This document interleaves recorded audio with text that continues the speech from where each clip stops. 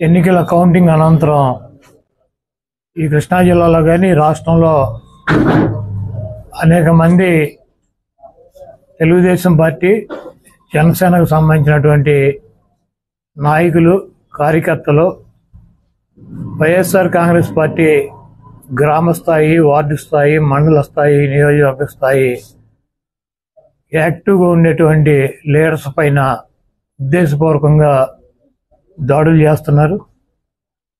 అదేవిధంగా వాళ్ళ ఇళ్ళకెళ్ళి ఇళ్ళు పగలు కొడతాం, కార్లు పగలు కొడతాం, అర్ధరాత్రులు వెళ్ళి వైఎస్ఆర్ కాంగ్రెస్ పార్టీ శ్రేణుల్ని భయపెట్టాలి, ఈ వైఎస్ఆర్ కాంగ్రెస్ పార్టీని డిస్టేజన్ చేయాలని చెప్పి పెద్ద ఎత్తున ప్రయత్నాలు చేస్తున్నారు.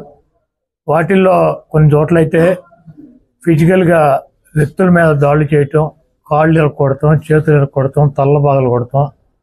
అదేవిధంగా ఈ గ్రామాల్లో కానీ ఇక్కడ కానీ మీరు ఉండకూడదని చెప్పి వార్నింగ్లు ఇవ్వటం అనేక రకాలుగా చేస్తున్నారు. వీటికి ప్రత్యక్ష సాక్షులు పోలీసులు దగ్గర ఉండి వాళ్ళు కొడతాంటే వీళ్ళు చూస్తూ నిలబడి ఎంజాయ్ చేస్తున్నారు. ఈరోజు మా దగ్గర పోలీసులు ప్రేక్షక పాత్ర వహించేటువంటి సన్నివేశాలు, తెలుగుదేశం పార్టీ అల్లరి మోకల్లో మా వాళ్ళ మీద దాడి చేస్తున్నటువంటి సన్నివేశాలు సీసీ ఫుటేజీలతో సహా, ఫోటోలతో సహా మా దగ్గర ఉన్నాయి. మేము ఎస్పీ గారికి కానీ లేదా లోకల్గా ఉన్నటువంటి పోలీస్ స్టేషన్లో కానీ కంప్లైంట్ ఇచ్చినా, ఒకవేళ మాకు ముందు సమాచారం ఉండి ఇలా గొడవ జరిగేటువంటి పరిస్థితి ఉందని చెప్పినా కూడా వాళ్ళు వచ్చి ప్రేక్షక పాత్ర వహించడం, అదేవిధంగా ఎటువంటి కేసులు కూడా కట్టినటువంటి పరిస్థితి లేదు. కాబట్టి మేము జిల్లా పార్టీ తరఫున మా దగ్గర ఉన్నటువంటి వీడియోగ్రాఫులతో, ఫోటోగ్రాఫులతో హైకోర్టుకు వెళ్ళి ప్రైవేట్ కేసులు వేయాలని చెప్పి నిర్ణయించుకున్నాం. తప్పకుండా దాడులు చేసినటువంటి వాళ్ళే కాదు, దాడులు చేస్తుంటే చూస్తున్నటువంటి పోలీసు వ్యవస్థ మీద కూడా కేసులు వేయటానికి సిద్ధంగా ఉన్నాం.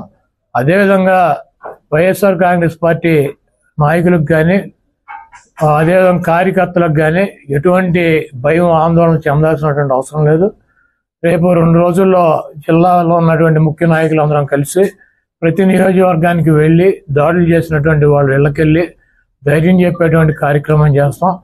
దీనికి జగన్మోహన్ రెడ్డి గారు కూడా మీరు ఎట్టి పరిస్థితుల్లోనూ కార్యకర్తలు కానీ, నాయకులను కానీ జరుగుతున్నటువంటి దాడుల్ని మీరు చూస్తూ ఊరుకోవద్దు, పార్టీ అంతా యాక్టివ్ అవ్వండి, అందరూ ఒక వేదిక మీదకి వచ్చి వాటిని తిప్పి కొట్టాల్సిన అవసరం మన మీద ఉందని చెప్పి ఆయన కూడా చెప్పారు. కాబట్టి పోలీసు వ్యవస్థ ఒక అసమర్థమైనటువంటి వ్యవస్థగా ప్రేక్షక పాత్ర వహిస్తున్నటువంటి ఈ పోలీసు వ్యవస్థకి మరి మా నుంచి ఈ తెలుగుదేశం పార్టీ గోండాల నుంచి మా పార్టీ నాయకుల్ని, కార్యకర్తల్ని కాపాడుకోవటానికి మేము కూడా 2 రోజుల్లో రోడ్డు మీదకి వచ్చి ఎక్కడైతే మా వాళ్ళ మీద దాడులు జరిగినా, ఎక్కడైతే మా వాళ్ళని ఇబ్బంది పెడుతున్నారో ఆ ప్రాంతానికి వెళ్తాం. ఆ కాన్స్టిట్యున్సీకి కానీ, ఆ జిల్లాకు కానీ సంబంధించినటువంటి నాయకులందరూ కూడా పాల్గొంటారు. ఆ నియోజకవర్గంలో ఉన్నటువంటి లీడర్స్ కానీ, కార్యకర్తలు కూడా పాల్గొంటారు. తప్పకుండా లా అండ్ ఆర్డర్ ఇష్యూస్ కనుక వస్తే దానికి పోలీస్ వ్యవస్థే బాధ్యత వహించాలి.